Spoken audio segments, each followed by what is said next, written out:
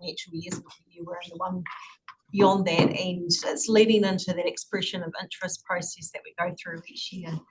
The agenda that we now set out, the process, which is slightly different because of council elections, so we're trying to get the ball moving fairly quickly with the letter of expectation process in this workshop today, and thank you to the Great South team for coming down as the start of that process. So on that, I will hand over to you, Shelby. Thank you, Rachel, and thank you, Chair. Good afternoon, councillors. How lovely it is to be back in your council chambers. This is a highlight of my job at Great South, is that I get to engage with all of the councillors 4 times a year at least, and it is really a great place to be, because as long as we have our shareholders along on the journey with us, you know, there are no surprises, and you know what's happening, and you have an opportunity to lead us and guide us and direct us in the direction you think that we should be going, if what we are suggesting is not the correct way.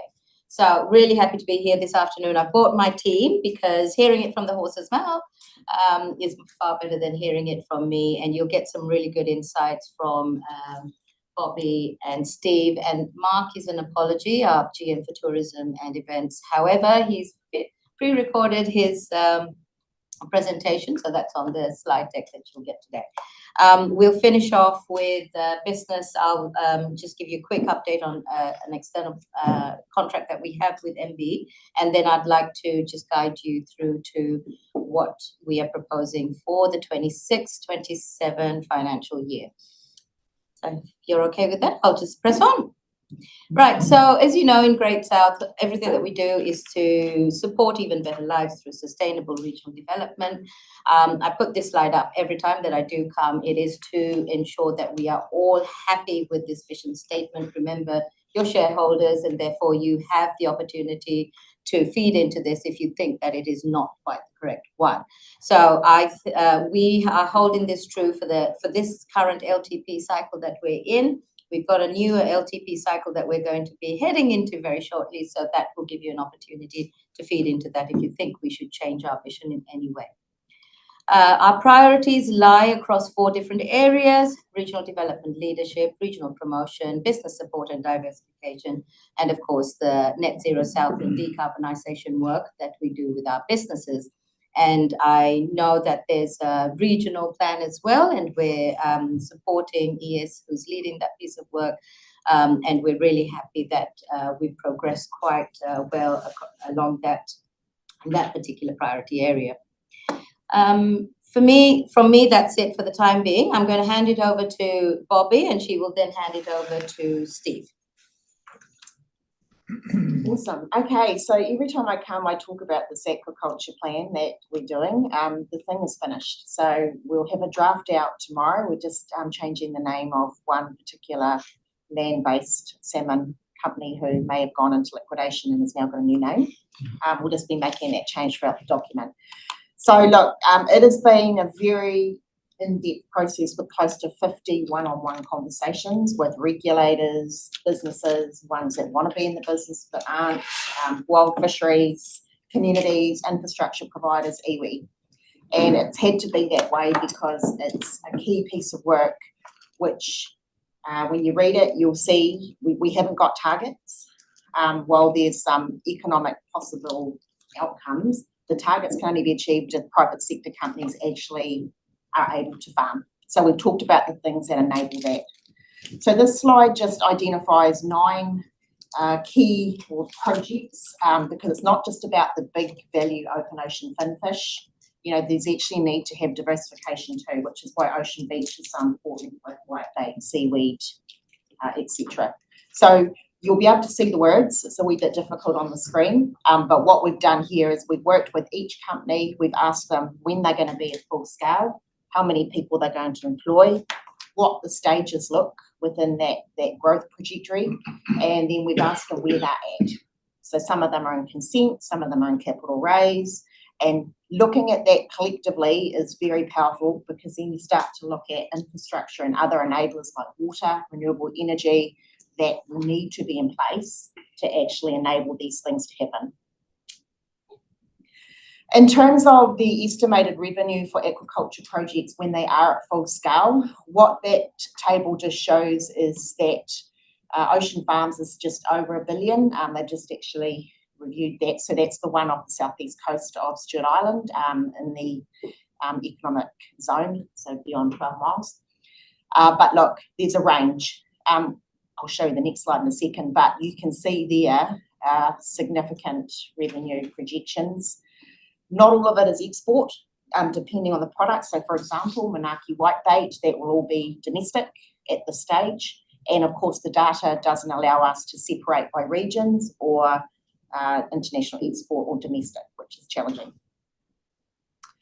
In terms of scenarios, what we did do was just asking for metrics to go, look, if these things happened at a certain time, what happens? You know, how does it come out money-wise? This was just an exercise to see what could be. It's not something we're going to measure against because, again, it's up to individual companies to go to do their due diligence and go on their own pathways.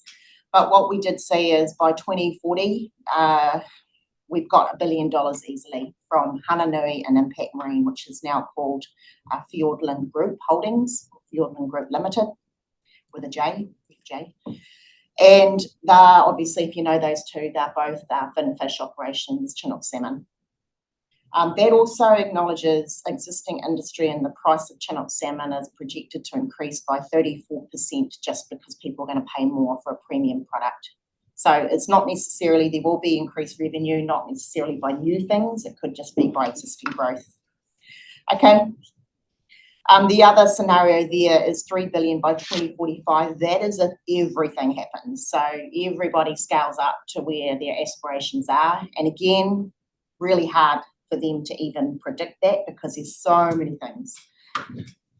In terms of workforce, this is really tricky because a key to being economically efficient is using automation, mechanisation. So the goal shouldn't be to have lots and lots of jobs. You know, we do want employment for our people, but we want these companies to be economically viable, which could mean, you know, you use different systems to do that. However, all options show increased workforce.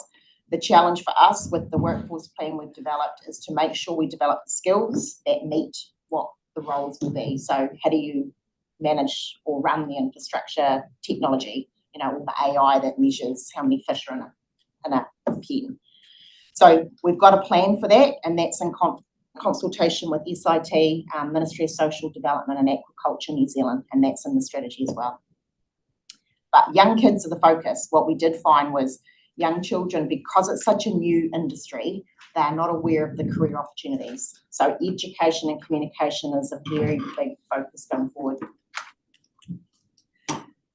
In terms of focus areas, there's probably 6 if I had to pull them out that come through. And no surprises, regulation is probably one of the big ones. Often you hear people go, just get them a consent and they're sorted.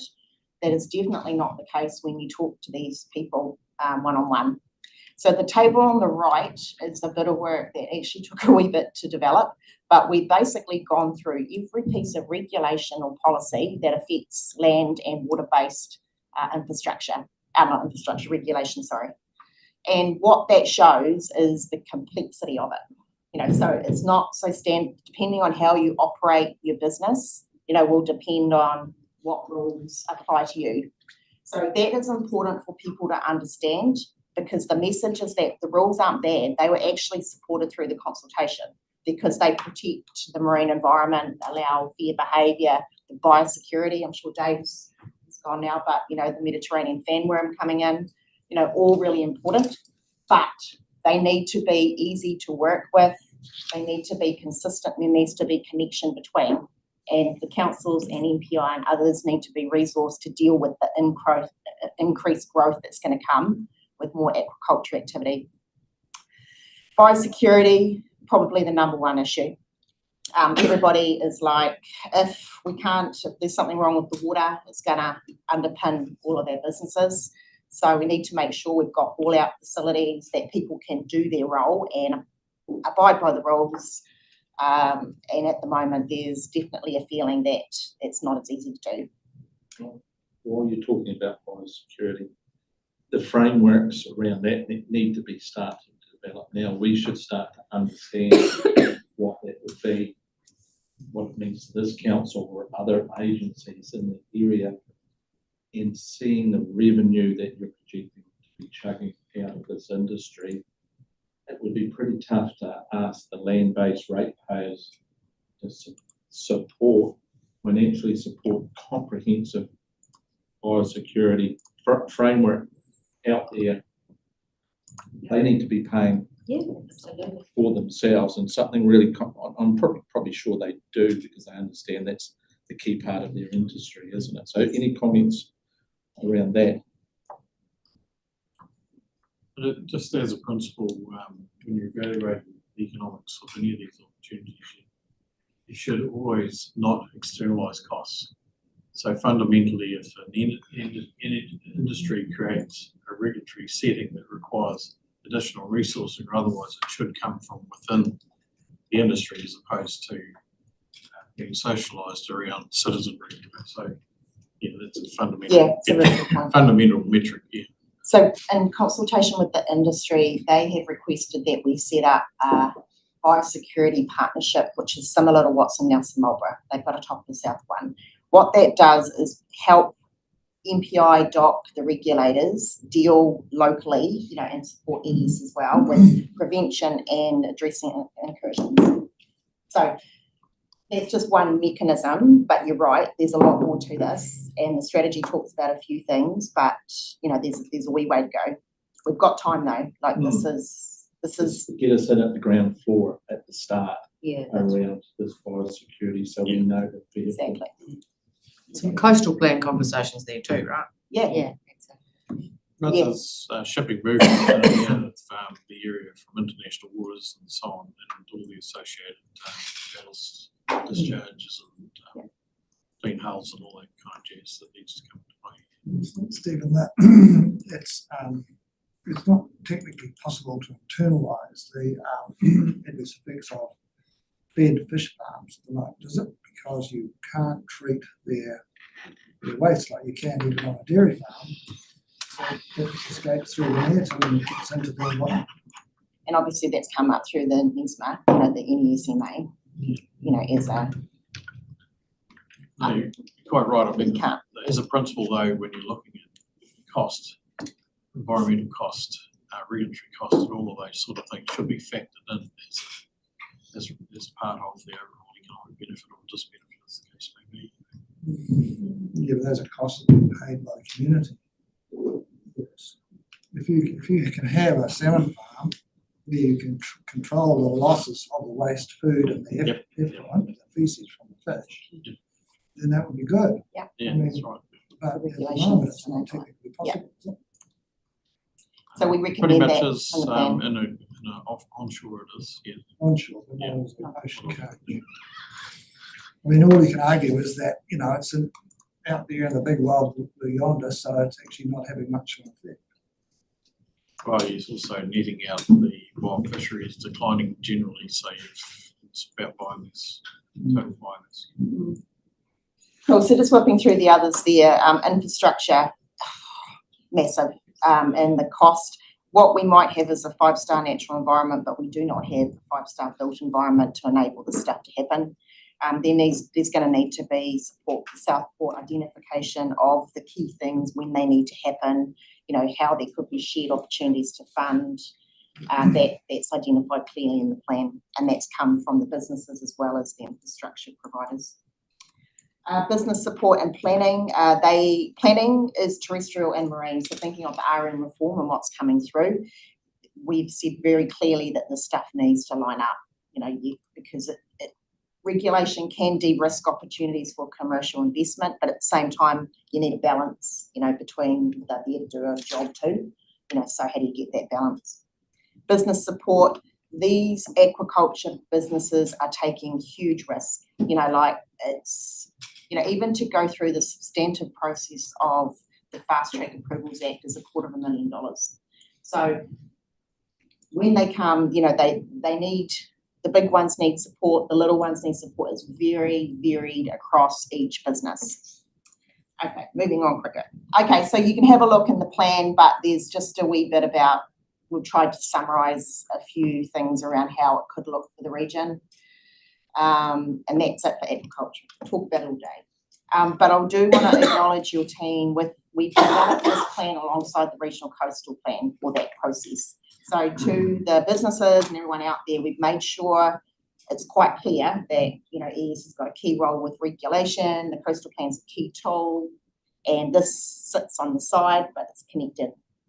Okay? It is important to recognise as well that while the industry is developing, we've also got to look at the allied opportunities, for example, for the production of fish feeds and so on, and all of the inputs. So we've analysed all of the crops that could be grown in Southland and the substitute for meat and fish meal that could come into the protein production and new protein production based on waste streams. And we have an ability to build an industry if the scale moves to the required scale, which is around 2,000 tonnes of feed annually. So it's another piece of work that dovetails into this. Cool. Okay, so just housing very quickly. Again, want to acknowledge the ES team in the past 12 months. So the Build Southland website is launched. Thanks to those who sat through the amazing housing hui we had. Really successful. We've just got a bit of a report that summarises the feedback. People found it very valuable, and the connections between developers, regulators has been really helpful, because again, the market are the ones that will build, renovate houses. That's what we need to try and encourage here. It's not councils building houses. Okay, so this website, its role was as a response to the market going, look, it's a bit tricky trying to work out whose district plan we deal with and how does that role link to that. What we did with the councils was try to put it through one place, so the data's still the same, it goes straight through your websites, it's just the skin on the top. And it's gone down really well, and it's very well utilised. So we've included resource consents as well in here. And again, it's just another way to communicate information that's there. Okay, so just a couple of slides on Dish. So that is the data insight, hub. So the thing that we've talked about all year. So look, it's going really well. The numbers are strong, but I would argue, look, one media inquiry using it and getting the right information out, or one minister's briefing using the right information consistently is a win. So the numbers are subjective. However, there are, really good figures. The most important page, or the most visited page, is the economic page. But we've got just 3,370 have used it, which is unique visits. But the boxes down below are really important, because it's the number of times we send people to Dish, which is what we want to get consistent information, make it easy for people to find it. I want to know the value of my house. I want to know precipitation levels or whatever. We've used it's not creating new data sets, it's just finding a way to make it easier for people to find it. Okay, so again, your teams were great with that, and we're just about to look at, before I go there, that's just a skim of the environment page, which is all going through to your Beacon data sets. So again, we're going to have a look at that at the next stage. Quarterly reports. So we've turned the data, trying to make it easy for people again. We've turned the data into quarterly reports on housing, tourism, and economic. And again, when you do quarterly reports, you can start to see trends each quarter, and it also addresses that seasonality that you might see in some sectors. They've gone down really well, because some people don't want to read data and graphs. They just want to know what happened and how it affects my business, or how do I, maybe do my farm different because of it. And the future partnership with ES, which we're really excited about. So we're just in the process of looking at an MOU between us at an operational level, because all the data, all the stuff, we share it. We're going to need it more coming up. And thanks, Jamie. And Rachel and I and the rest, we've identified the need to just make it make sense, make it easier, be efficient with resources, and try to look at how we can just be a bit better together. So I've just started that process, hey Rachel, and we're excited about that getting signed in the near future, and then identifying key priorities, including Dish, including geospatial data, which will support all spatial planning coming up, making sure we're consistent. as well as supporting the industry and all these new things like aquaculture. Just finally, last slide, coming up in the next year, Steve and I, we've got a couple of big priorities here, and I've lost a few diagrams. There we go. 3 big things, and this again will come back to ES because these support your work as well. So the first one is industry water resilience plan. We've talked about this for a while, but this is understanding current and future demand for water from an industry perspective.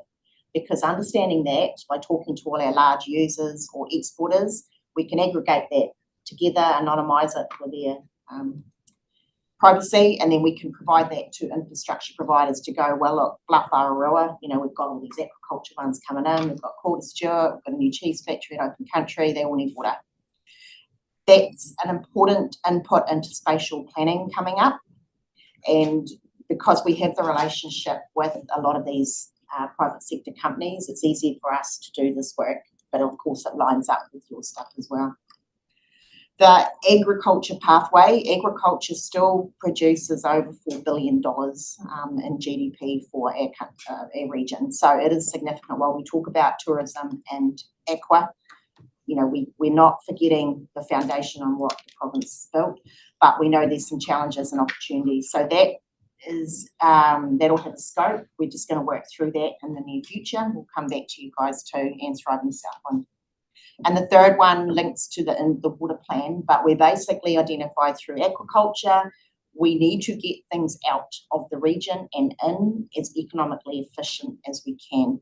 We have challenges when we lose flights and schedules. We have challenges when ports are located in certain places, the cost of domestic freight, shipping, all that stuff. So from an economic point of view, we want to talk to the users. We want to understand future volumes, demand, because that will input into when we lobby for more freight flights or connectivity or frequency.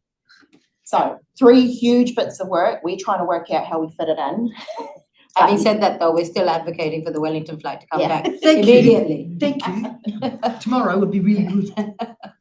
Can I ask, do we have any dedicated air freight flights in that occasion? I haven't seen any. Because some places do, and they carry huge volumes. Correct. Especially fresh produce. Yeah, that's correct. Yeah, we do have quite large volumes, but because of reliability here, all of that freight is going through by land, Yeah, A lot of roads. yeah, but there's A lot of stuff goes out by road. associated with that too. Yeah. So the airport is doing a piece of work with a provider. They've done a trial and they haven't come back to us on what the next steps are, but definitely it is on the radar whether we could get just a freight service. Yeah. So, sorry, Bob, can I ask about the freight thing? Because the South Island regional transport teams are trying to get to here around freight and also understanding our freight movements within our region because we lack visibility of that at the moment. So is that something we are collaborating on that piece, or the Russell? We're not aware of what else is happening, but that's on our radar as part of our scope, is to understand, because that obviously inputs into provision of roading, you know, and it's all connected. But we've talked about integrated transport, so, you know, stuff that goes out via sea, via air, via road, via rail, and looking at it together, because unfortunately not all the strategic planning lines up. So what the airport's planning for isn't what Southport has. And when we talk to aquaculture or energy or whatever, these guys need to have confidence that we've got, yeah. So it's a really good point. So I think just on that particular point, a lot of that information on freight volume by route is actually available that could be brought to bear.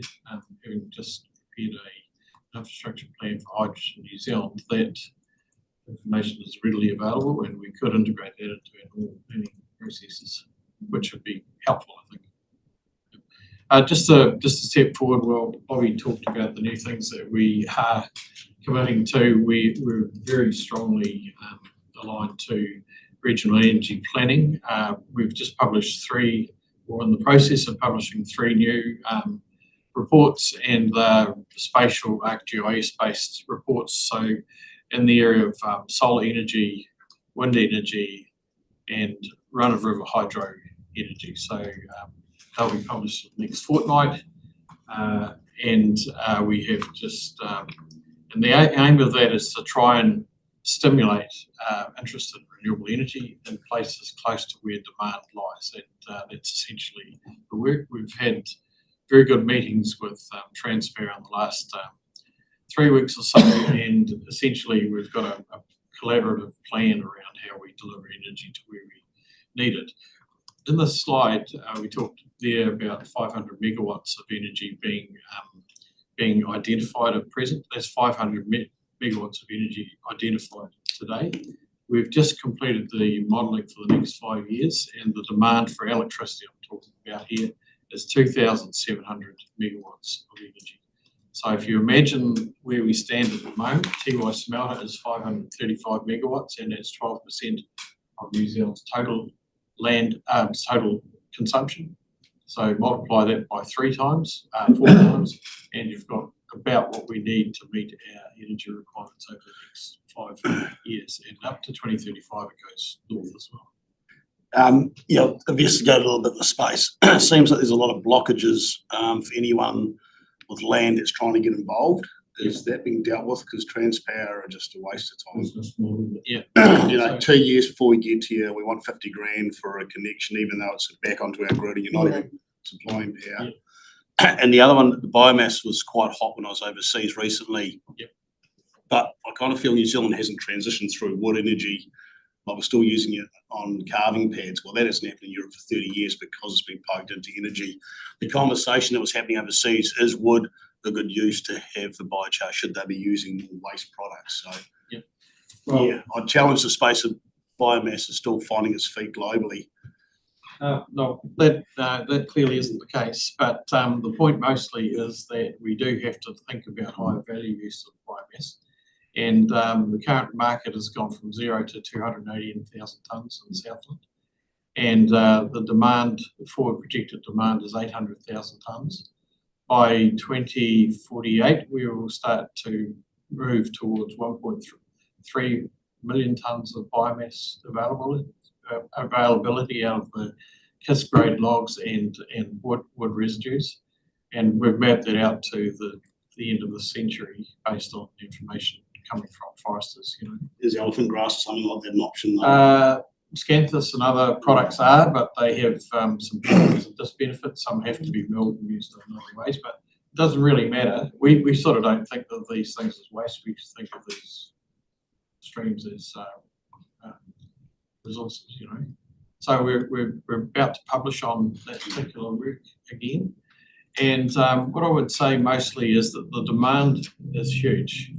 For example, we have an industry that wants to establish in Southland, and they need close to 100,000 tonnes of chemicals grade carbon produced from wood residues. Now that takes 350,000 tonnes of biomass to achieve that, So there's a lot of sensitivities around how you plan and manage this, but there's a high degree of refinement that sits behind these numbers that can be helpful for councils and others, to contemplate. But the key thing is we need more generation very quickly, and we need to make provision for greater range of infrastructural improvements to carry the energy to demand. Your production's not an issue, It's just No. How do we connect at a central government level to pull levers? Because there's not just physical, there's a lot of political stuff sitting there. No, the infrastructure is hideous, and but that's where the work's gone in. There's a new CEO on Transpower. He comes from an industry background, and he's really kicking things along. So we're working very closely with them. In regards to biomass, you're talking about an increasing need for it. Yep. That will be taken off the port, the export.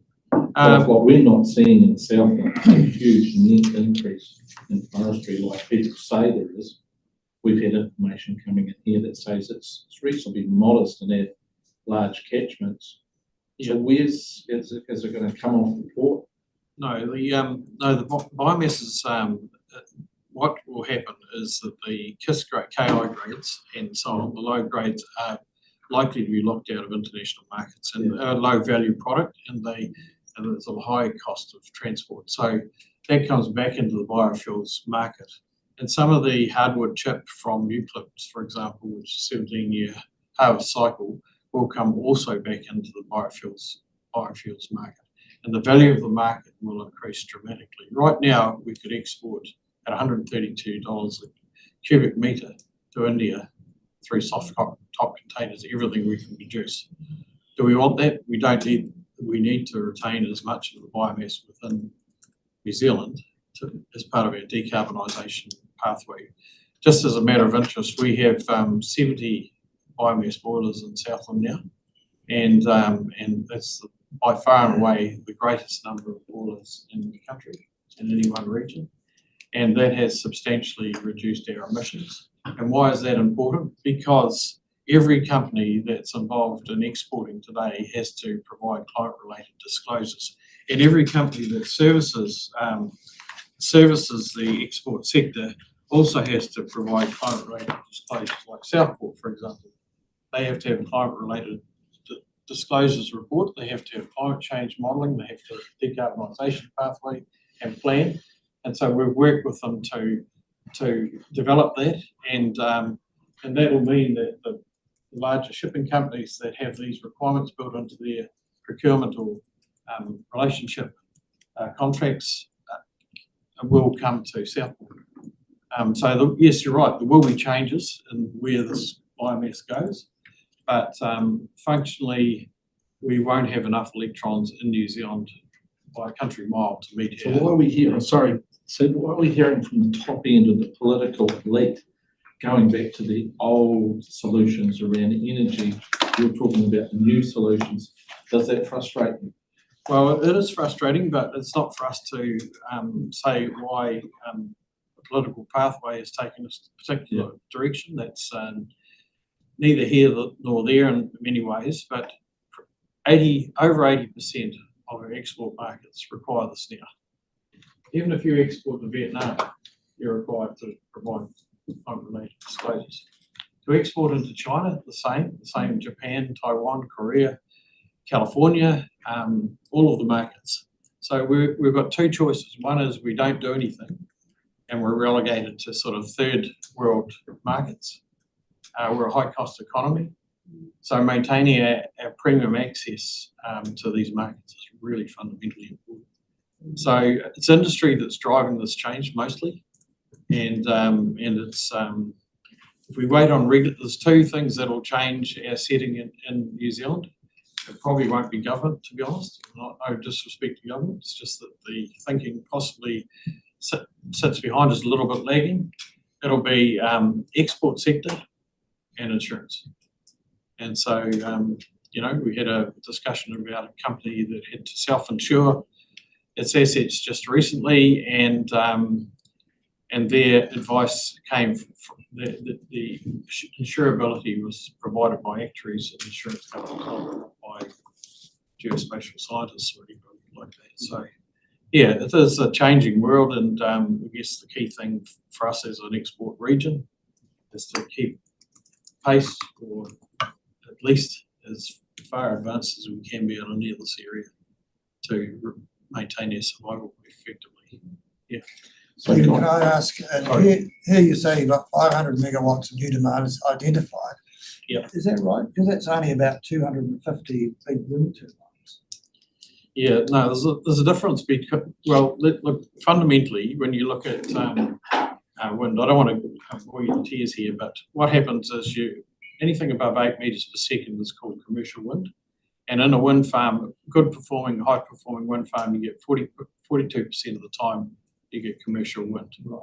And so it's not megawatt for megawatt. So that the combined turbines might have 250 megawatt capacity potential, but it'll only ever deliver you on average year 42% of that year.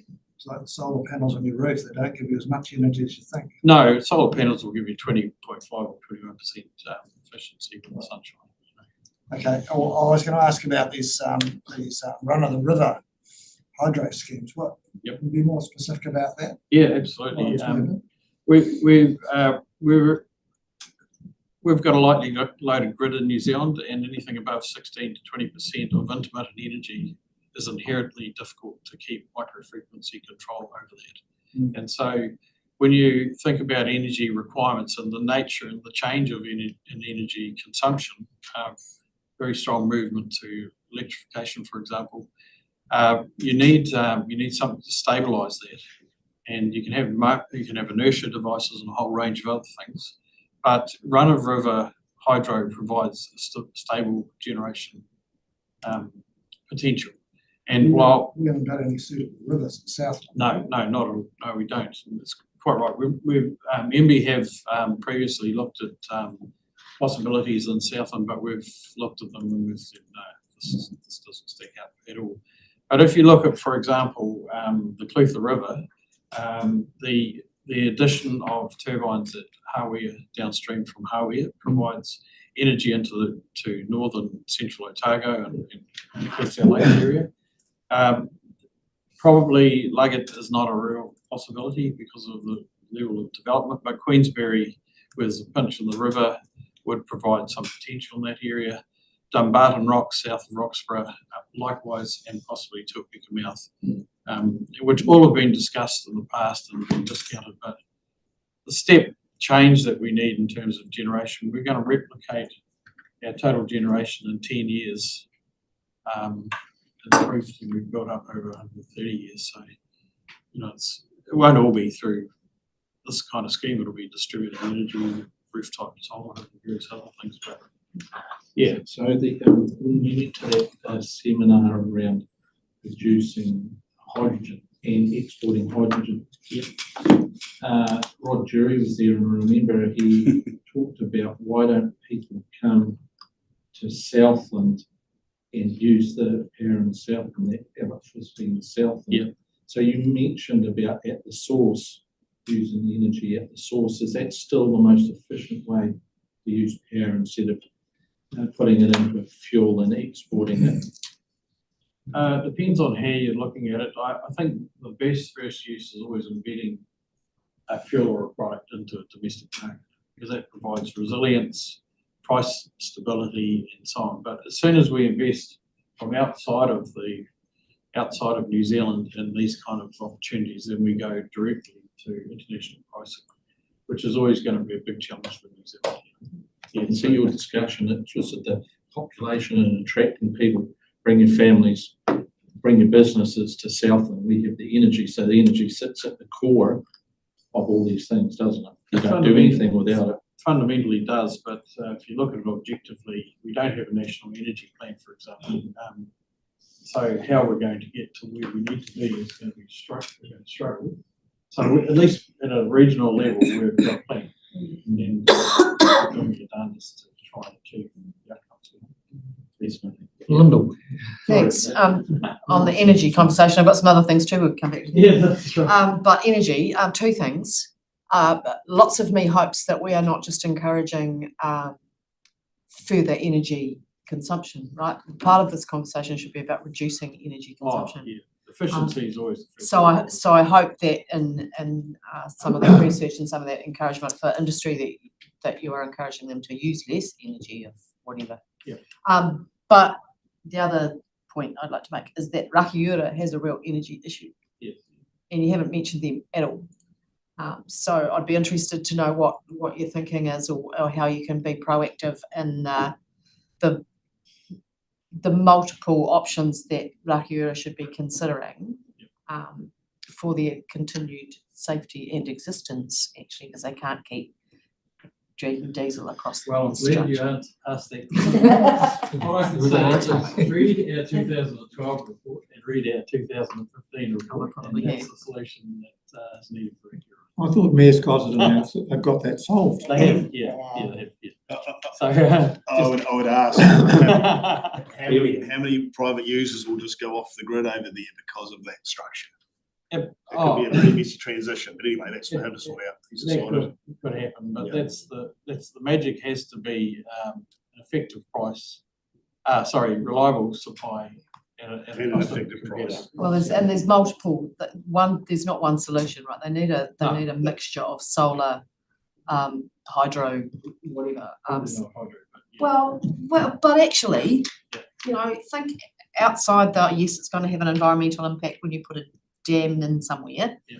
But it's a really big island, and there are benefits to having perhaps a small hydro. Yeah. You know, so there's not one solution to this. I'll talk to you conversation. offline, is that all right? Yeah, absolutely. There's Not a in spare the next turbine 3 in weeks. Teviot, isn't there? And turbines. There's a spare turbine in Teviot, I hear. Yeah. Yeah, maybe, I'll be. So just, on Neville's been waiting. Neville.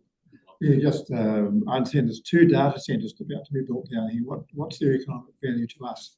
They're huge power users. Yep, yeah, look, bottom line is that probably the economic value in terms of, say, employment, for example, is relatively low. In terms of energy use, the numbers are quite high. In terms of what it enables, that could enable Southland-based businesses to transact business in a different way, it's quite a high enablement, you know. So apart from the initial build and so on, but you know, the thing is that, as we know through our space operations, many of the global customers want safe storage for data, and so you kind of have to look at these things from the point of view of what it enables to happen, not just the centre of the function. So yeah, it is a tricky one because it does require a lot of energy. how does the water usage in these data centres, is it returned?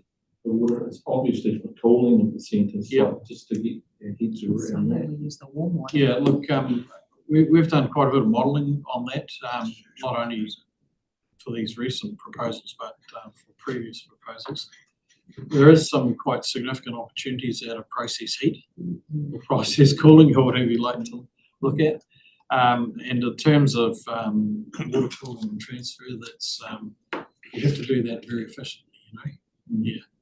So it's not a leap of logic to imagine a high production growing system, for example, being aligned to a data centre which would provide 24/7, 365-degree commercial, agricultural, horticultural opportunities. Yeah, there's some good examples. We've modelled a few of those, and that makes sense. Big ones. Or home heating, what they do with waste heat out of factories in Yeah, Europe, and they heat that's town right. heat town water, and that the power consumption then drops in the town. yeah. No, Ian that's. Nelson that designs those systems. It's amazing. Oh, we designed one for Invercargill Central, you know.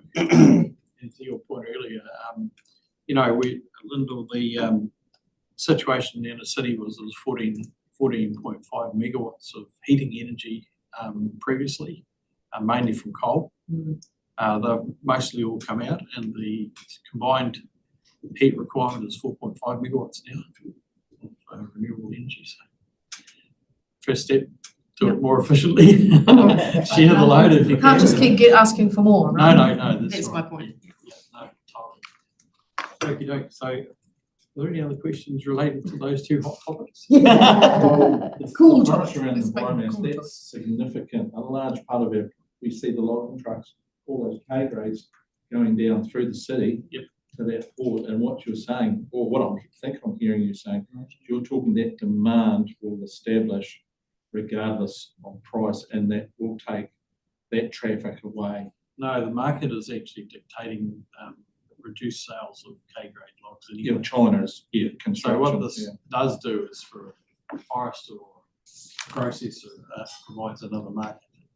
It allows it to continue. Might be a transition. We do, however, and I think there's new legislation just about to be enabled that will see concessions given for embedded carbon. So the use of timber construction methods and timber laminated beams and so on will be recognised by a carbon unit, which could change the complexion of the forest and milling industry within New Zealand, and that could be a good thing for Southland. Hey, we can't land use change, carbon forest and so on. The horse is bolted effectively. The legislative settings will make a little bit of a difference, but one common element is that they're going into harvest cycles. They're still going to be cut at 27 years for Pinus radiata, and so the question is, what do we do with it? Yeah. Okay. So, Look, just in terms of our regional business capacity plan, we've got work underway in that particular area. We have a number of minerals and water investigations at present, mainly around rare earth minerals, and we're using radiometrics to identify those kind of minerals, and private sector investing in those areas. We are advocating for SkyTem survey for the whole of Southland, where industry is looking at developing new opportunities. One, because it provides data for not only groundwater and deep groundwater, it also identifies the connections between surface aquifers and deep aquifers. We work with council obviously on that, but we have about 6 private sector partners, parties that are prepared to fund that work and support it. As a consequence of that work, will provide a great deal of information for council going forward. Councillor McDonald was asking a question about solar. We've hosted quite a number of workshops and discussions and provided quite a lot of information for farmers wanting to put solar investments on their farms. Some from kind of slightly bigger than domestic scale to others quite large. And you will have seen the NES report in the paper just recently, an 8.7 megawatt solar farm. I wouldn't say the inquiries we've had are quite at that scale, but some are in that scale. And we've just modelled the entire region for solar energy, looking at tilted radiance and the maximum tilted radiance. So we've got azimuth elevation, annualised figures to enable at least some areas to be considered for that possibility. And what that does is it distributes that energy, and there's a principle called ACOT, which is avoided cost of capital. It means that it cuts back some of our infrastructural costs if we can have distributed energy. So it's a practical reason for a lot of that. Aquafeed crops, as I mentioned earlier, we've gone through the entire suite of aquafeed crops and looked at the agronomic growing conditions, soils, growing degree days, and characteristics that most suit our pulse crops. We're looking at crop rotations, nitrogen fixing non-gross feeding species in particular, and we've looked at the substitution of meat and fish meal here. Have you looked at the forms of vertical integration, where instead of growing crops for fish food, we grow crops for energy, and then out the back of that we take the protein and like DDG and put that into so we have looked very closely at oil-based crops, but what we have found is when you do the critical analysis, the embedded energy is greater than the derived energy. So they mostly don't make sense in our setting anyway. And in fact, it's very few places that they do. The ethanol production, I'm thinking. Yeah. No, realise that. There may be a different pathway for some waste streams into ethanol, but it's probably more efficient and so on. Yeah. But because that's the goal, right? Is getting that vertical integration rather than that to there. It's no question. Getting 3 or 4 cracks at it. Oh, absolutely, yeah. And a lot of the crops that are grown, there's an element within the crop that is used, and there's a residue that can be used for other purposes, you know. And really, the aim is to try and nail that and understand if we had an opportunity, could we avail ourselves of the opportunity in the region? And we've got good heavy soils that are not ideally suited to some land uses, and but they are suited to some of these opportunities, whether they're supplementary farming opportunity or whether it become a prime opportunity moving forward. So we've been pretty breathless in the review of that, and but we also look at resources like biological waste and how that could be integrated through new protein production systems, you know. Very highly efficient protein production system. So, yeah, just watch this space. We're keen to socialise it widely. Yeah. What do you see the time frame? Sorry, yeah. I can assume we're in that 5 to 10 year, the agriculture takes off. you've got to have your hatcheries, you've got to have the industry, then you've got to have the feed source. Yeah, and the current model is supply out of Tasmania by ship, with a lot of ingredients coming from Asia and elsewhere, and there's not a lot of efficacy in the production systems, which means that you end up with kind of disease vectors and a few other things that could be problematic. So you've got to have a resilience model planned out as best you can anyway. Right. Sorry. I think Mark is on there. I don't know if we have sound. Do I? We've had that problem already once today. So. No. Can you do an interpretive dance? It's your job, Nicola. No, You it's can hear it very, very quietly. That's the same issue we had. Coming out of somewhere yeah, it's weird. coming out of here, not coming out of there, is it? We had trouble with this this morning. Okay. We Anyway. circulate the slides in the I video will, afterwards. So anyway, just regional promotion, very quickly, what it kind of like says is that we had a stellar year, really. A lot of promotional opportunities came out from the tech conference that was held here. We've also hosted Air New Zealand. Kiora magazine has distributed a number of articles on Southland. We've really had good, solid feedback from Minecraft. I think I mentioned that to the council last time I was here. The hardest geezer, some of those, the influences from that have really progressed further for meals. That is now highlighting Southland. I think the key thing that we wanted to raise here is that we, in years gone by, Fiordland has kind of like had the most prominent place from Southland, whereas now the share is becoming more equal. Fiordland and Southland are becoming more equal. So our tactic to identify Invercargill as the hub to go out wider into the region seems to be working really well, and that's why we see these stats up there. So the estimated advertising value, which is a measure that comes out of Tourism New Zealand, has estimated that our reach has over $35 million worth of media exposure. So for the amount of money that we put in, I hope the councils will be really happy with this sort of outcome. We're pretty stoked. It's been a phenomenal year for us, and the tourism team have been flat out.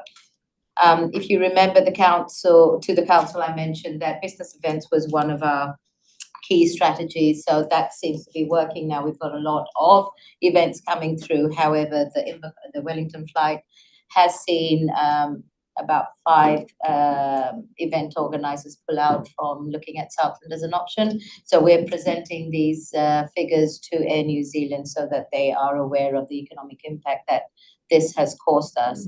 Our understanding from Air New Zealand is that they were looking at the Wellington flight coming back in 27, 28, which we're saying is way too late. So we're still continuing that piece. Even a couple of times a week would be good. Yeah, exactly. Even once. Yeah. Well, Yeah. there and back, and you know. That's right. Be great. So in addition to the standard stuff for promotional activities that we've done with meals, with people coming here, with the trade shows that we've participated in, we've also started to redevelop or intensify our storytelling around the Southland story.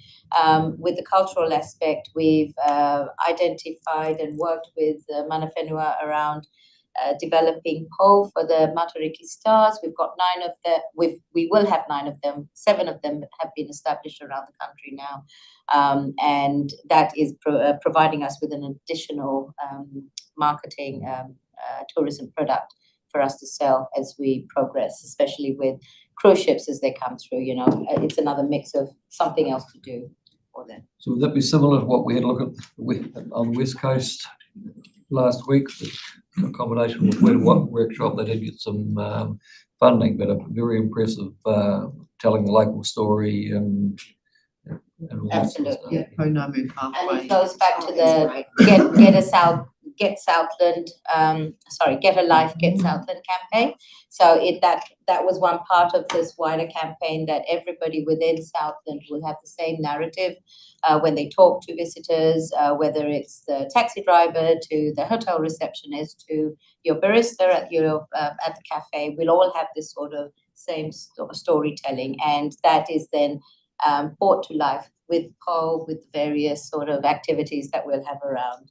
Invercargill City Council is quite keen to develop Bluff and storytelling around them. So the next poll that will come online is the Bluff, will be on Bluff Hill.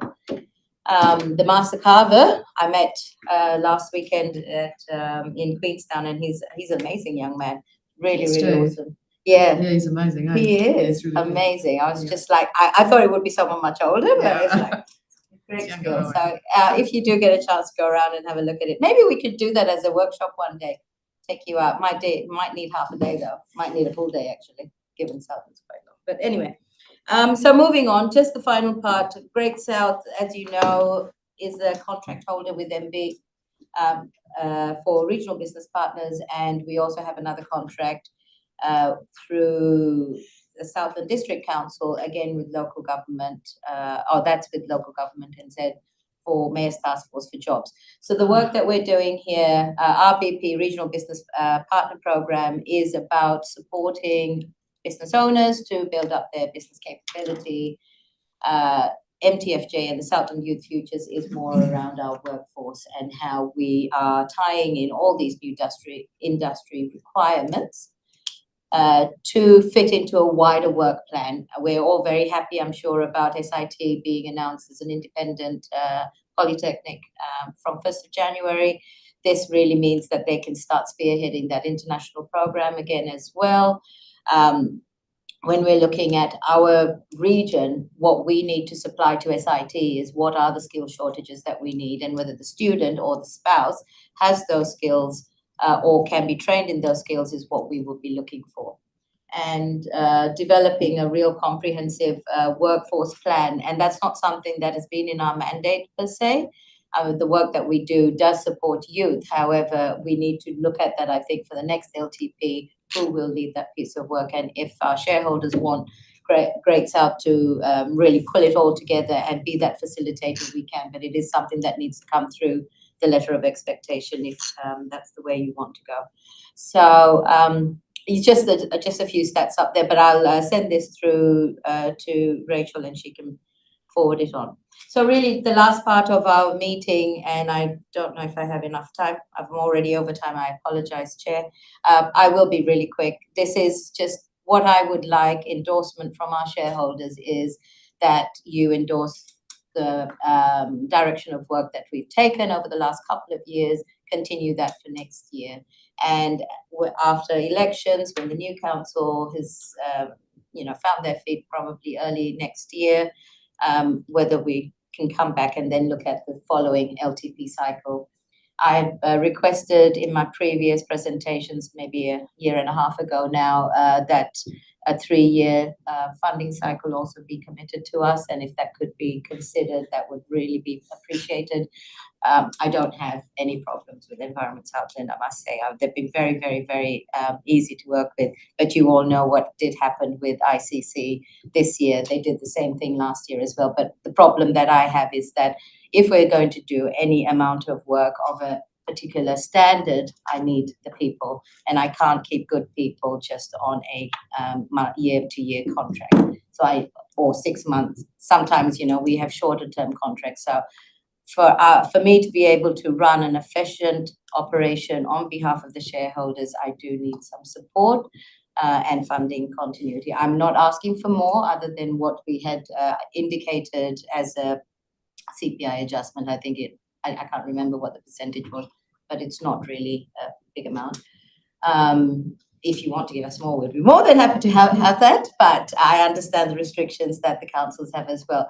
But if you value what we do and what Great South is offering on behalf of you for our region, I would really appreciate that being considered, please, as you talk about us, when you do talk about us, when we're not here, hopefully, soon, and then let us know how that goes. I just think all that stuff up there, that's driving the province forward, isn't it?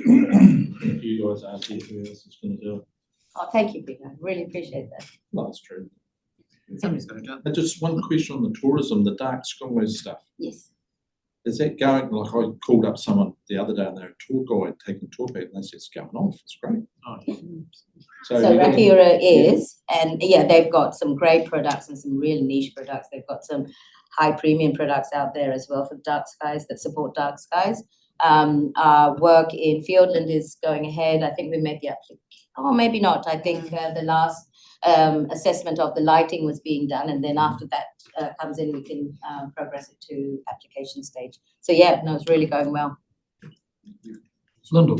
Thanks. Just two quick things. I'm pleased you mentioned Mayor's Task Force for Jobs because I was going to ask you about that. You'll be aware that the ministry are changing the parameters of Absolutely. Had already much- opposition about that. much to their dismay, actually. So I'd be interested to know how you feel about that at a later date. But also, I was going to ask you about welcoming communities. Where did that go as far as the spouses and keeping migrants and keeping those imports? So the welcoming communities piece I haven't spoken about, Lyndall. We know that SDC and ICC, I'm not sure if ICC's person is there. SDC has an element of community within their district structure. There was a lot of energy and a lot of work put into that. I know. And then it just kind of, I don't know what happened to it. No, and I think that is the discussion that we need to have. When we're looking at workforce, we need to have a comprehensive support system for them, because anybody, whether they're New Zealanders or out of New Zealand, if they come to Southland, it is different. We need to support them. How we support them, and I know the Chamber has the Welcome Mat program, but that is a subscription-based model. Some of the businesses have bought into it, but we need something more comprehensive. I could give a dozen examples of people not staying in the region because one of the family had the qualifications and loved it, but the other half didn't. No. And sometimes that's their, not embedding themselves in the community, but and the kids and the families, and so that aspect of the the And if workforce the build council is really would like important. to actually look at that, not for 26, 27, or even in 26, 27, just mention it in a LOE, which gives us the mandate to actually look at what that would mean and then come forward with a proposal. We're more than happy to support the council, the region, to do that. It is a critical part of, my background is from SIT, and everything that we did around those 2,000 or so international students we had in 2019 up over a period of time. That was for that year, though. They don't always stay, but the ones who do stay, as you mentioned, it's a very complex situation, because if they've got children, they've got to be in a zoning area to get the kids into the schools, and there's a lot going on. And there's nobody working in the community development space per se anymore. Not in a cohesive way. You guys aren't doing it. Nobody's doing it. We're happy to do it. Yeah, well, it would be another. I would have you do it, $400,000. but lots of my colleagues would not have. No, I agree. So really, that's it. If we could get endorsement from the council, I'm not sure what the process is from here, but Rachel will feed back the decision back to us. If you're happy for us to continue with what we've been doing for 26, 27, then we'll have a complete 3-year piece of work that can see some real meaty opportunities on the table for us, and then we can talk about what we're going to do for your next LTP. So when you're doing your next LTP, if you haven't already made a commitment to Great South within that, if you could for the 3 years, we'll be really stoked with that and really be appreciative of the consideration. Just before you go, do you have a concept or an idea of the optimum or ideal number of tourists that should visit Southland in any one year? Do you think that it just could be any number at all, or do you think it's better if it's at around about a certain level? So we've got the Marika Southland Destination Management Strategy, in that we identify that we don't want a whole heap of people, but we want a whole heap of value out of that. How we are going to establish the value is what we're working on now with various projects. So it's about your product delivery. and the market that you're targeting, Rory. So that's really the plan that we're working to now. So no, not a whole number of bodies. We don't want everything that happened pre-COVID. We want to be very smart and clever about who we get, how we get them, whether they're going to support our people, our place, our environment, and be sustainable, and the businesses that are operating in that space to be sustainable as well. Sounds good. Look, thanks for coming in and presenting today, Shami and team. And of course, as you know, we're a core funder rather than an organisation that is buying a lot of services. We've always been keen on that coordinated approach, so we're not doubling up, but very supportive of the work you're doing around the countryside. A lot of areas are quite envious of the setup that we do have with Great South. So continue on with the good work. Thank you. And thank you, councillors. I'm not sure if I'll see all of the same faces around this table again, but it has been an honour and a privilege. My 3 years has gone by really quickly, and I've really appreciated the opportunity to get to know you, to hear from you, get your direction. The amount of knowledge and commitment and passion for our region is really, it's supported me, and I, from a very personal level as well. Thank you very much. So I know there's some that are not coming back, which is quite sad in a way. But we look forward to supporting the council no matter what. We're here. We are your council controlled organisation to use us. Thank you. Thanks.